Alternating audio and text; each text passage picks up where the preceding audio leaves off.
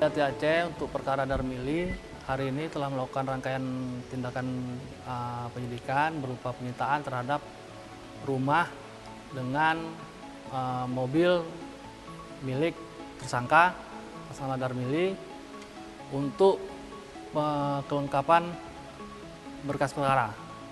Jadi nantinya perkara akan segera kita limpahkan ke penuntutan. Penyitaan itu di kewenangan penyidik, jadi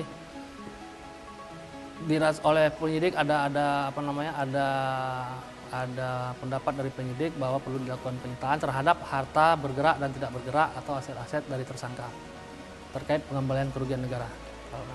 Dan saya harap pada masyarakat kalau memang mengetahui ada harta dari tersangka Darmili yang mungkin kami tidak ketahui, boleh dilaporkan langsung ke etas, mungkin bisa disorot di sini, di sebelah, bisa langsung dilaporkan ke ini, masuk ke penyidik. Tersangkanya masih Darmili, mungkin akan bertambah lagi ahli UHAR.